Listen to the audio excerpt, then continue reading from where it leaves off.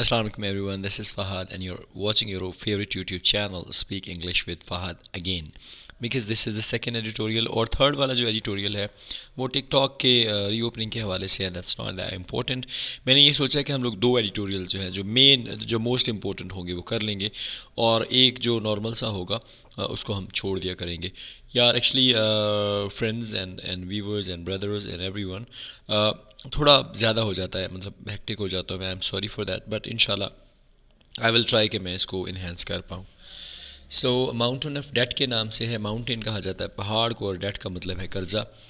The power sector's outstanding debt, known as circular debt in common parlance, is reaching new heights as the government groups in the dark to find a solution to the problem that is becoming untenable. बिजली के शोबे का बकाया कर्ज, जिसे आम बोलचाल में सर्कुलर डेट के नाम से जाना जाता है, नई ऊंचाइयों पर पहुंच रहा है. जैसे कि हुकूमत अंधेरे में इस मसले का हल ढूंढ रही है जो नाकाबिले मदाफ़ियत हो रहा है. उसके बाद a new NEPRA estimates the debt to have increased by more than a third to rupees 2,150 billion in the last fiscal from rupees 1,600 billion a year ago. NEPRA की एक नई रिपोर्ट में तखमीना लगाया गया है कि पिछले माली साल के दौरान कर्ज एक तिहाई से ज़्यादा बढ़कर 2150 बिलियन रुपए हो चुका है, जो एक साल कबल सिर्फ 1600 बिलियन रुपए था. Although the power sector regulator recognizes in its State of the Industry 2020 report the contribution of the economic impact of the COVID-19 health crisis on consumers to increase in debt last year, it doesn't mince words in highlighting the real issues of poor governance and mismanagement plaguing this sector and causing the accumulation of debt over the last 1 decade and a half.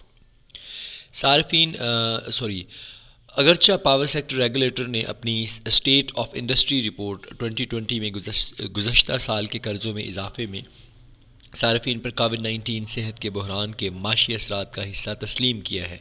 इस sector में नाकिस governance और बद इंतज़ामी के असल मसाइल को, जिन्होंने इस सेक्टर को तंग कर रखा है और जो पिछली डेढ़ दिहाई से कर्ज़े जमा होने की वजह से हैं, उजागर करने के लिए ये रिपोर्ट पेश नहीं करती, अल्फाज पेश नहीं करती. The NEPRA report acknowledges the electricity theft had increased, more people had delayed or defaulted on payment on their billing owing to financial stress during the pandemic. NEPRA की रिपोर्ट में ये बात मानी गई है कि वबाई अमराज के दौरान माली दबाव की वजह से बिजली की चोरी में इजाफा हुआ है और काफ़ी ज़्यादा लोगों ने अपने बिलों की अदायगी में ताख़ीर या नादहिंदगी की है.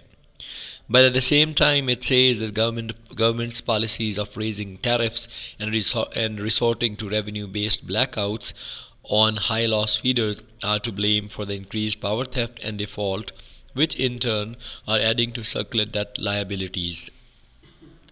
लेकिन साथ ही रिपोर्ट ये भी कहती है कि महसूलात बढ़ाने और महसूलात पर मबनी ब्लैकआउट यानी ज़्यादा नुकसान वाले फीडर्स जो हैं उनका सहारा लेने की हुकूमत की पॉलिसियाँ बिजली की बढ़ती हुई चोरी और नादहिंदगान के ज़िम्मेदार भी हैं, विच इन टर्न जो बदले में सर्कुलर कर्ज़ों के वाजबात में इजाफा कर रही है.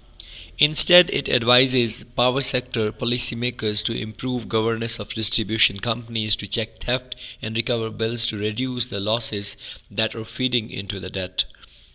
इसकी बजाय ये रिपोर्ट जो है पावर सेक्टर के पॉलिसी साज़ों को मशवरा देती है कि वो डिस्ट्रीब्यूशन कंपनियों के इंतज़ाम में बेहतरी लाएं ताकि चोरी को चेक किया जा सके और कर्ज़ों में इजाफा करने वाले नुकसानात को कम करने के लिए बिलों की वसूली जो है वो पॉसिबल बनाई जा सके या की जा सके. It is sad to know that political expediency has kept successive governments from fixing the long-term problems of governance and inefficient management of state-owned distribution companies to stop further accumulation of circular debt. ये बात बड़ी अफसोसनाक है कि सियासी मुहिम जोई ने हुकूमतों को तवील मुद्दती परेशानियों को दूर करने और सर्कुलर कर्ज़ों के मज़ीद जमा होने से रोकने के लिए सरकारी सतह पर तकसीम कार कंपनियों के नाकारा इंतज़ाम को ठीक करने से क्या किया जी, रोक दिया है.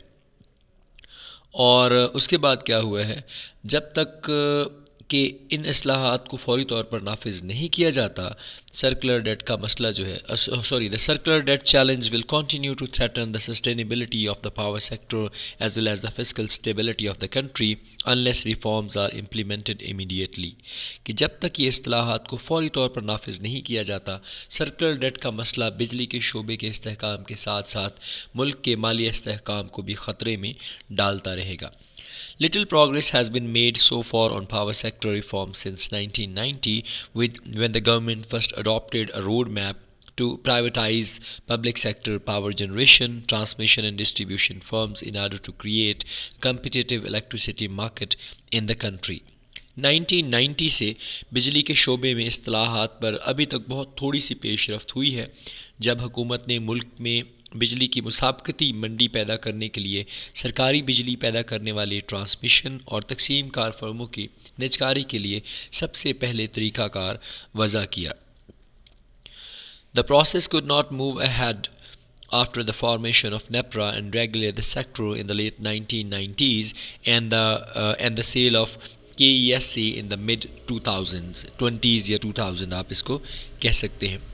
1990 की दिहाई के आखिर में इस शोबे को बाकायदा बनाने के लिए नेपरा की तश्कील और 2000 की दिहाई के वस्त में KESC की फ़रोख्त के बाद ये अमल आगे नहीं बढ़ सका।